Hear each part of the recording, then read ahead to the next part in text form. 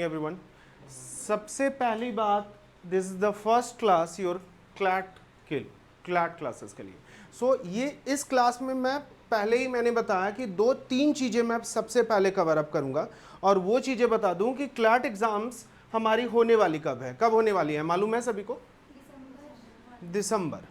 हर साल अब कब होंगी? दिसंबर में एग्जाम्स होंगी। सो इस साल भी हमारे पास जो एग्जाम्स होंगी जो इस साल देने वाले हो वो कब होने वाली हैं? दिसंबर 2025।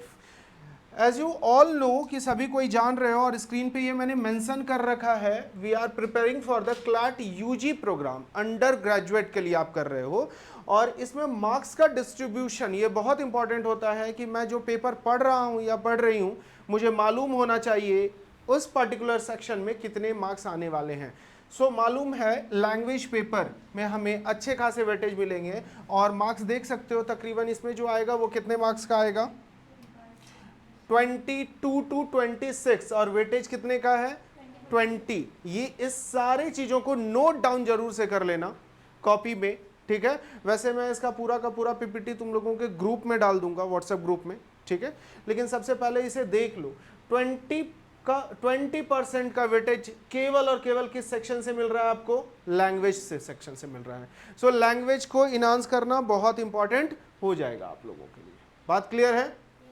Next section is nothing but the current affairs including general knowledge.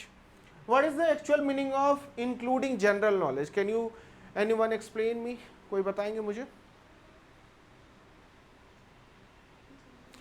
Current affairs तो मैं समझ रहा हूँ। करंट अफेयर्स का मतलब क्या होता है? करंट सिनारियोज, ग्लोबल इशूज हो सकते हैं, वो इंटरनेशनल न्यूज़ हो, डोमेस्टिक न्यूज़ हो, अभी करंट सिनारियोज में जो घटनाएं हो रही हैं ऑल अबाउट हम लोग पढ़ेंगे। What is the meaning of including general knowledge?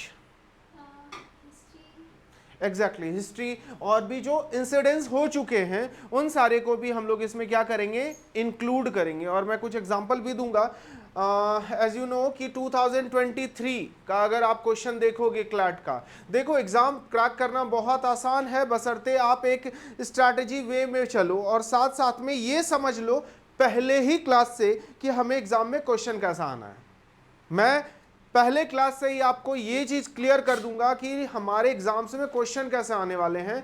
बाद में हमें जाकर इस चीज के लिए अलग से प्रिपेयर ना होना पड़े कि मैंने कुछ पढ़ा और एग्जाम्स में मेरे क्वेश्चन आ रहे हैं कुछ और, ऐसा कुछ नहीं करना। ओके, सो मीनिंग इसका हो गया इंक्लूडिंग जनरल नॉलेज जो हमारे प्रीवियस इंसिडेंट्स हो चुके हैं। जैसे मैंने बोला क्लैट 2023 में जो क्वेश्चन आया था और उसमें एक इंसिडेंस बहुत ब्रीफली कवर किया गया था, एक पैसेज आया था, that is the Jallianwala Bagh कांड। एज यू ऑल नो, जान रहे हो, ठीक है? सो इसकी वेटेज कितनी होगी इस सेक्शन की? 25%। बहुत मेजर है ना। 120 क्वेश्चंस आपके पास अराउंड हैं टोटल। मालूम है कितने क्वेश्चन मिल रहे हैं आपके पास टोटल? 120 क्वेश्चंस में आपको टोटल कवर अप केवल करंट अफेयर्स और इन दोनों को मिलाकर मैं अराउंड 50 to 60 क्वेश्चंस मैं कवर अप कर सकता हूं। इसका मीनिंग क्या हुआ? 28 to 30, minimum 28 questions, maximum 32 questions पूछे जा सकते हैं, बट अप्रॉक्स 26, 27, 28 क्वेश्चंस आ ही जाते हैं। ओके, हम लोग आगे चलकर इसमें यह भी डिस्कस करेंगे कितने पैसेजेस आएंगे करंट अफेयर्स में इंक्लूडिंग जनरल नॉलेज। सो अपने दिमाग में बिल्कुल एक ग्राफ क्लियर कर लो कि किस सेक्शन में हमें कितना वेटेज है और कितने स्ट्रैटेजी के साथ में कितना टाइम हमें देना है, कितना अलॉट करना है उस पर्टिकुलर सेक्शन को। Okay, next one is nothing but the legal reasoning. Legal reasoning में हमें कितने वेटेज हो जाएंगे? 25%।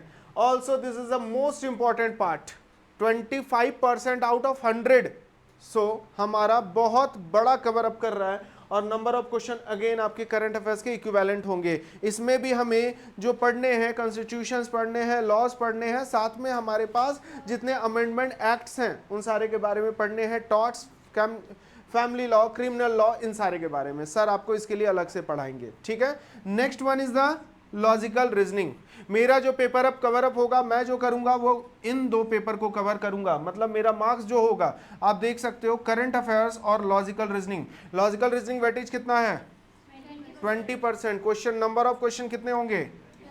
सो आप अगर देख सकते हो इस सेक्शन को और इस सेक्शन को, तो इन दोनों को मिलाकर अराउंड 120 क्वेश्चंस में मैं आपको 55 to 60 क्वेश्चंस मैं पढ़ाऊंगा। बात समझ में आ रही है? सो इन दोनों सेक्शंस को बड़े अच्छे से कर लो कवर अप, और अगर आप 60 क्वेश्चंस कवर अप कर लेते हो, आपने देखा होगा कि पिछले साल भी जो क्वेश्चंस आए थे थोड़े इजी आए थे कंपेयर टू प्रीवियस ईयर। मेरा एक वीडियो और दिया हुआ है, comparison to all different years, जितने क्वेश्चंस हैं उनको देख लेना। उसमें मैंने सारे मेंशन किए हैं कि किस ईयर में क्वेश्चंस के लेवल क्या थे, नंबर ऑफ क्वेश्चंस किस सेक्शन से ज़्यादा थे, ऑल अबाउट। ठीक है, सो इन 120 क्वेश्चंस में तकरीबन मानकर चलो कि पिछले साल हमें जो बनाना था वो 90 to 95 प्लस एटलीस्ट बनाना ही बनाना था। बात समझ में आ रही है? सो ये एक इजी सेक्शन था पिछली बार, इसलिए इतने नंबर ऑफ क्वेश्चंस हमें अटेम्प्ट करने पड़े। अगर टफ क्वेश्चन सेक्शन रहता है, अभी फिलहाल में परसों एग्जाम्स हुआ है किसका, नीट का, मालूम है ना? हालत खराब हो गया बच्चों का। रीजन क्या था? फिजिक्स और also chemistry and other section also इतने ज्यादा टफ दिए गए थे, इतने ज्यादा टफ दिए गए थे कि बच्चों के अच्छे खासे हालत खराब हो गए। टीचर के हालत खराब थे। टीचर के पास जब सॉल्यूशन के लिए पेपर भेजा गया नीट का, तो अलग अलग डिफरेंट टीचर डिफरेंट सॉल्यूशन दे रहे थे। सो प्रॉब्लम किसकी है ये, एग्जाम डिपार्टमेंट की या कैंडिडेट्स की? एग्जैक्टली पिछले साल ऐसा हुआ कि बच्चे ने 100% लाया। सो एग्जाम डिपार्टमेंट ने सोचा कि क्वेश्चंस बहुत इजी हो चुके हैं, तो इस दफे ऐसा करते हैं कि क्वेश्चन कुछ वैरी करते हैं। सो उन्होंने कुछ वैरी करने के चक्कर में तूफानी कर दिया। समझ में आ गई बात? ठीक है, सो अगेन हम लोग आ जाते हैं इन दोनों सेक्शन में। तो सोच सकते हो कि अगर आपने 95 क्वेश्चंस भी बनाया, तो मैं आपको इसमें केवल और केवल कवर अप करा रहा हूं कितने, 60 to 65 questions. Okay, and last one is nothing but the quantitative aptitude. It is what, mathematics. और मैथमेटिक्स की वेटेज कितनी होगी, 10%, एंड नंबर ऑफ क्वेश्चंस कितनी होगी, 10 to 14। But it is also important, reason is that you can also achieve 100% marks. आप बड़े आसानी से इसमें सारे के सारे क्वेश्चंस को बना सकते हो। रीजन ये है कि ये मैथमेटिकल है, और मैथमेटिक्स में तभी आप आंसर करते हो जब जाकर आपके 100% रिजल्ट आते हैं, आपने आंसर निकाल लिया। ओके, अदर सेक्शंस में मे बी आपकी 100% एक्यूरेसी ना हो, बट क्वांटिटेटिव एप्टीट्यूड में आपकी एक्यूरेसी 100% हो सकती है आराम से। Okay, so this is the different syllabus जो हमें कवर अप करनी है। नेक्स्ट चलो आ जाओ। ग्राफ के थ्रू मैंने ये भी मेंशन कर दिया है कि किस स्ट्रैटेजी के साथ में कितने वेटेज रहेंगे। देख सकते हो, पहले ही मैंने कहा है इंग्लिश की वेटेज क्या रहेंगी, इन कंपेयर टू मॉडरेट है, हमें इससे कवर अप करना है। सबसे ज्यादा जो रहेंगी वो किसकी रहेंगी, करंट अफेयर्स और लीगल रीजनिंग। लीगल जान रहे हो और करंट अफेयर्स भी समझ रहे हो। एंड नेक्स्ट वन आप देख सकते हो, इन दोनों सेक्शन की लैंग्वेज और लॉजिकल की वेटेज क्या रहेंगी, अप्रोक्स लगभग सेम है। And last one is the quantitative aptitude. All clear, सारी चीजें समझ में आ रही हैं? नेक्स्ट वन आ जाते हैं। कॉपी में हेडलाइन लगाइए, कॉपी में हेडलाइन लगाइए, लॉजिकल रीजनिंग। लॉजिकल रीजनिंग आते हैं लॉजिकल रीजनिंग पर। उसके पहले मैं बता दूं, जो नहीं मेरा नाम जान रहे हो, my name is Devesh Jha. मैं अपने बारे में और चीज़ें बता दूं। As a profession I am an engineer, ठीक है। और लॉजिकल रीजनिंग में मैं सारी चीज़ें कवर अप करूंगा आपका, क्रिटिकल, साथ में जो चीज़ें मॉडरेट चेंज हुई हैं पिछले साल क्वेश्चंस, पिछले साल के क्वेश्चंस के बारे में मैं बात करूंगा। अरेंजमेंट के क्वेश्चंस कुछ ऐड ऑन कर दिए गए थे क्लर्क के एग्जाम्स में, जो कि बच्चों को जाकर थोड़ी सी दिक्कतें आई थी। ओके, उनके बारे में भी आज मैं इस क्लास में डिस्कस करूंगा। तो बड़े आराम से इस क्लास को पढ़ेंगे, कोई हड़बड़ाहट नहीं होनी चाहिए। पहले चीज़ों को समझो, हमें आज ही सिलेक्शन नहीं ले लेनी है, हमारे पास एक टाइम है, और उस टाइम स्लॉट में आज से ही एक ऐसा शेड्यूल बनाओ जिससे कि पर डे आप अपने में 1% या 0.01% ही एटलीस्ट इंप्रूवमेंट कर सको। सो जाते जाते नवंबर और दिसंबर तक हमारा अच्छा खासा इंप्रूवमेंट हो जाएगा और एग्जाम क्लियरली आप आराम से पास आउट कर जाओगे। So the logical reasoning section of the CLAT 2026 क्या दिया गया है, कितने नंबर ऑफ पैसेजेस हैं, 2 to 4 passages of around 450 words.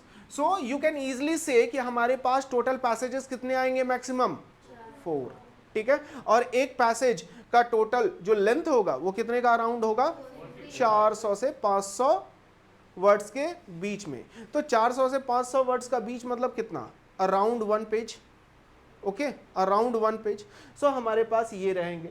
Next one, passage will be drawn mostly from what, legal sources. Okay, and required the candidate to think logically and answer the ensuing question. The CLAT logical reasoning section carries 20%. ये हम लोगों ने पहले ही बोल दिया है, और 22-26 questions हमारे इससे आने वाले हैं. So weightage 20%, number of questions 20 to 26%, and last one is the number of passages is around 2 to 4 questions. Topics evaluate कैसे करे जाएंगे, evaluating argument in the passage, drawing inferences and conclusion. So आपके जो क्वेश्चंस आते हैं वो critical based question आते हैं. तो इसमें आपके ज़्यादातर जो क्वेश्चन पैसेजेस में आएंगे वो किससे आएंगे, assumption, inference and conclusion.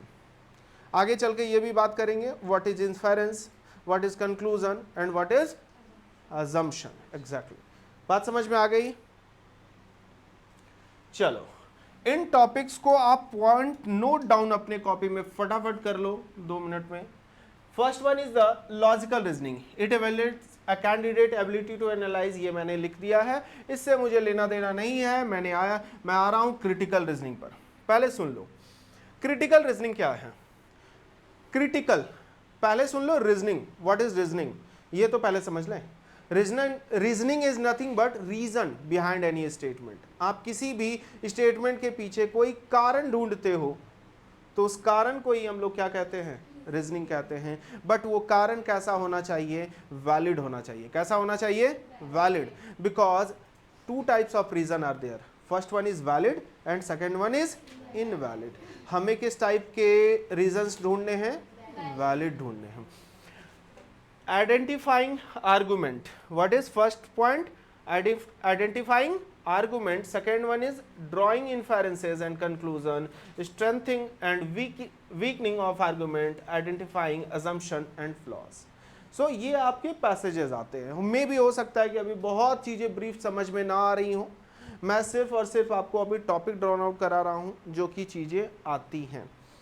But next previous year देखा गया है ये कुछ टॉपिक्स एक्स्ट्रा ऐड ऑन किए गए थे पिछले साल के क्वेश्चन में. सो हम लोग इन टॉपिक्स को भी कवर अप एक्स्ट्रा करेंगे क्योंकि इससे भी मार्क्स हमारे पास आने वाले हैं. सो इसमें सबसे पहला टॉपिक जो आया है वो है क्या, arrangement. What is arrangement, sitting arrangement. कुछ पर्सन बैठे हुए हैं एक स्ट्रेट लाइन में, हो सकता है किसी सर्कुलर स्ट्रेट में या सर्कुलर लाइन में बैठे हुए हैं, और वो सभी कोई they are facing towards the centre, वो सेंटर की तरफ देख रहे हैं और उनके एक पोजीशन दिए हुए हैं कि वो अराउंड उस सर्कल में किस तरीके से बैठे हुए हैं. तो इसमें हम लोग 3 टाइप्स के पढ़ेंगे, लीनियर, सर्कुलर एंड मैट्रिक्स. थोड़ा ब्रीफ टॉपिक होगा, इसको एक्सप्लेन करेंगे. Next one is a puzzle. Puzzle is also part of arrangement. ठीक है, एंड सलॉक्स, सैललिज्म भी कहते हैं, इसको प्रोनाउंसिएट करते हैं, और हिंदी में कहते हैं न्याय निगमन. This is nothing but coding decoding. Alphabetical series का टॉपिक्स होगा, अल्फाबेटिकल से इसको कवर अप करेंगे. And last is what is blood relation. So first topic we will start from blood relation. पढ़े हो ब्लड रिलेशन हमसे, ठीक है. सो जो बच्चे पढ़े हैं ठीक है, इसको फिर से हम लोग एक बार पढ़ेंगे ब्रीफ से और समझेंगे. So I will start from this topic, blood relation. Then we will cover alphabetical series, फिर कोडिंग डिकोडिंग, और अगेन कुछ क्रिटिकल टॉपिक्स को कवर अप करते चले जाएंगे. बट इन 2 टॉपिक्स के अलावा हमारे पास और कुछ सेक्शंस आते हैं जो लॉजिकल सीक्वेंसेस में हमें कवर अप करेंगे, जिसमें कि analogies. Analogies, what is meaning of analogy. This is not analogy, this is called analogy. जी, what is meaning of analogy. बातें समझ में आ रही है मैं जो समझा रहा हूं. व्हाट इज एनालॉजी, क्या मीनिंग होता है एनालॉजी का. एनीवन.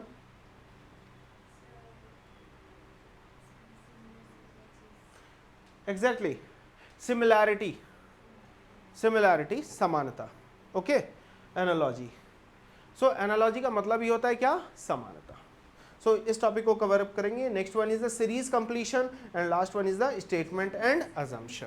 पहले ही मैंने बताया statement and assumption, these are the topic. मैं अभी टाइम दूंगा आप लोगों को, इसे नोट डाउन कर लेना। बट इससे पहले थोड़ा सा हम लोग एक और इम्पॉर्टेंट बात जो मैंने बताया कि आज की क्लास में मैं कवर अप करूंगा और आपको एक ब्रीफ दिखा दूंगा कि एग्जाम्स में क्वेश्चन कैसे आने वाले हैं, ठीक है। सो हम लोग चलते हैं फटाफट, देखते हैं कि पिछले साल जो क्वेश्चन आया था 2025 में, कब, 2025 में, उस साल क्वेश्चन कैसा था। आ जाओ देखते हैं। देख रहे हो, ये आपके क्या थे, पैसेजेस थे। मतलब टोटल 2 to 4 पैसेजेस पूछे जाएंगे, उनमें से मैंने एक पैसेज लिया है। 2 से 4 पैसेज है ना हमारे पास, उसमें से एक पैसेज मैंने लिया है और ये लॉजिकल रीजनिंग का है। This is a complete passage, okay. पढ़ सकते हो, थोड़ा सा 2 लाइन मैं पढ़कर समझाता हूँ उसका, पहले देख लो। While a majority of homeless groups exist socially, solely in modernized culture, homelessness remains a problem throughout the world. Everywhere there are people in constant search of food, water and shelter. Many of these people have nowhere to go and can find no end or relief to their suffering. So, first point पढ़कर ये समझ में आ रहा है कि कहीं ना कहीं प्रॉब्लम्स के बारे में हम लोग बात कर रहे हैं, वैसे पर्सन जो कि होमलेस है और सफ़र है, ठीक है। अब आगे इस पूरे के पूरे स्टेटमेंट को पढ़ोगे, पूरे पैसेज को पढ़ोगे, तो उसके बेसिस पर कैसे क्वेश्चंस आते हैं। सो देख सकते हो, first one passage is question number 85, देख सकते हो। For the above paragraph which of the following statement is true. As I have mentioned before, मैंने पहले ही आप लोगों को बताया था, जो क्वेश्चंस आएंगे वो कुछ इस तरीके से आपके पैसेजेस से आएंगे। First one is what we can infer from the passage, what we can infer from the passage, first one question. Second one, what we can conclude from the passage. First one is what we can infer and second one is what we can conclude from the passage, what the central idea of the passage. And second, third and fourth type of question is which statement is true, which statement is false according to the above passage, कुछ ऐसा question होगा। But इस question को solve करने के लिए क्या मैं डायरेक्ट इस क्वेश्चन का आंसर कर सकता हूं, नहीं।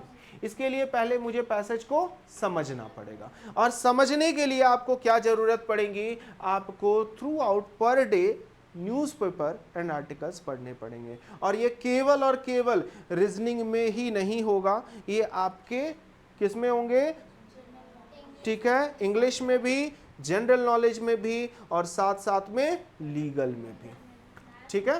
सो डरना नहीं है, चीज़ों को समझना है और चीज़ें बड़े आसान होती हैं क्योंकि आपको कोई डेटा अलग से एक्सट्रैक्ट करके लाना नहीं है, कुछ चीज़ें अलग से याद नहीं करनी है क्या। हमारे पास एक सिंपल सा पैसेज दिया गया है, इस पैसेज को अगर मैं समझ लेता हूं तो हमारे पास इससे 5 to 6 क्वेश्चंस बड़ी इजीली से सॉल्व हो जाते हैं। और अगर इन 4 पैसेजेस में मैं 20 to 20 क्वेश्चन सॉल्व कर ले रहा हूं तो आप सोच सकते हो कि you can easily achieve more than in 20%, क्योंकि वेटेज इसकी कितनी है, 20%, तो इस 20% में आप 15 से 16% मार्क्स तो ऐसे ही अचीव कर सकते हो इन सिंगल सेक्शन, ओके। सो इस पूरे पैसेज को मैं पूरा का पूरा क्वेश्चन पेपर जो पिछले साल का है आप लोगों के व्हाट्सएप ग्रुप में सेंड कर दूंगा। अभी आप लोग पहले ट्राई करोगे, ठीक है। मैंने अभी नहीं बताया है, मैं इसको डिस्कस करूंगा और फिर अलग से टॉपिक स्टार्ट करेंगे, सारे टॉपिक्स को कवर अप करेंगे। सो पहला क्लास मैंने आप लोगों को ये दिखाया कि क्वेश्चंस कैसे आ रहे हैं, समझ में आ रही है बात। सो ये मेरा एजेंडा पहला क्लास से रहेगा मोटो कि हमें कैसे क्वेश्चंस को डिफेंड करना है लास्ट एग्जाम्स तक, ओके। सो चलो आज यहीं तक, ठीक है। अभी मैं